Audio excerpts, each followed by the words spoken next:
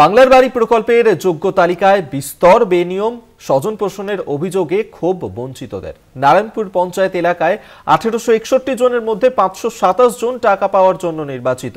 অনেকেই মাটির ঘর দেখিয়ে যোগ্য তালিকায় নাম তুলেছে বলেই অভিযোগ উঠেছে। বাংলার বাড়ি প্রকল্পে যোগ্য তালিকায় বিস্তর অভিযোগ উঠেছে, স্বজন পোষণ করার অভিযোগ এমনটাই কিন্তু করছেন তারা। আমরা এই নিয়ে আরো জানবো। কোয়েল মন্ডল আমাদের সঙ্গে টেলিফোনে রয়েছেন প্রতিনিধি। কোয়েল, কি বলছেন বঞ্চিতরা? দেখো, ইতিমধ্যে কিন্তু বাংলার যে বাড়ি প্রকল্প, সেই প্রকল্পের যোগ্যদের তালিকা প্রকাশ হয়েছে এবং গতকালই নবান্ন থেকে মুখ্যমন্ত্রী 21টি জেলার 42 জনের হাতে শংসাপত্র তুলে দিয়ে এই বাংলার বাড়ি প্রকল্পের শুভ সূচনা করেন। 12 লক্ষ মানুষের অ্যাকাউন্টে বাড়ি প্রকল্পের প্রথম দফার যে 60,000 টাকা, সেই টাকা ঢুকতে চলেছে। এরই মধ্যে দিকে দিকে এই বাংলার বাড়ি প্রকল্পকে ঘিরে স্বজন পোষণ এবং বিস্তর বেনিয়মের অভিযোগ তুলছে বঞ্চিত কাঁচা বাড়ির বাসিন্দারা।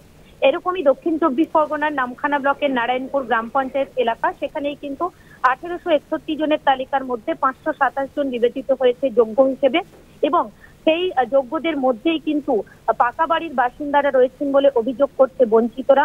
তাদের যেমনটা অভিযোগ যে ঝাঁ চকচকে দোতলা পাকা বাড়ি থাকা সত্ত্বেও অন্য জায়গায় ভাঙা মাটির ঘর দেখিয়ে রীতিমতন একেবারেই সমীক্ষক দলের চোখে ধুলো দিয়ে যোগ্য তালিকায় নাম তুলেছে এই সকল ব্যক্তিরা। অথচ এই নারায়ণপুর গ্রাম পঞ্চায়েত এলাকায় বহু মানুষ রয়েছে যারা পাওয়ার যোগ্য, যাদের মাথার ছাদ নড়বড়ে, একেবারে নদী তীরবর্তী এলাকায় তারা বসবাস করেন। প্রত্যেকবার প্রাকৃতিক দুর্যোগে তাদের ঘরছাড়া হতে হয়, তাদের কাঁচা বাড়ি, ভেঙে যাওয়া বাড়ি, অথচ তাদের নাম এই যোগ্য তালিকায় নেই। স্বাভাবিকভাবেই কিন্তু যোগ্য তালিকায় অযোগ্যদের ভিড়। এই অভিযোগ যেমন সামনে আসছে, তেমনি প্রকৃত প্রাপকদের কিন্তু বঞ্চিত করা হচ্ছে এই বাংলার বাড়ি প্রকল্প থেকে, এমন অভিযোগও সামনে আসছে। আর সেই অভিযোগে একেবারে নারায়ণপুর গ্রাম পঞ্চায়েত এলাকার নান্দাভাঙ্গা থেকে শুরু করে দুর্গানগর, নারায়ণপুর বিভিন্ন গ্রামের বঞ্চিত উপভোক্তারা তারা ক্ষোভ প্রকাশ করছে। অন্যদিকে নামখানা সমষ্টি উন্নয়ন আধিকারিক অমিত কুমার সাহু তিনি যেমনটা বলেছেন যে যদি এই যোগ্য তালিকায় কোনো পাকা বাড়ির মালিকের নাম থেকে থাকে তাহলে সেটা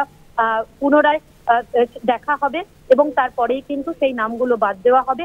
অন্যদিকে যারা বঞ্চিত রয়েছেন পুনরায় তাদের আবেদন জমা নেওয়া হচ্ছে, পরে যদি তাদের সমীক্ষা হয় সেই বিষয়ে কিন্তু সেটা দেখে বিবেচনা করা হবে। ধন্যবাদ কোয়েল তোমায়। কোয়েল মন্ডল আমাদের সঙ্গে টেলিফোনে ছিলেন প্রতিনিধি।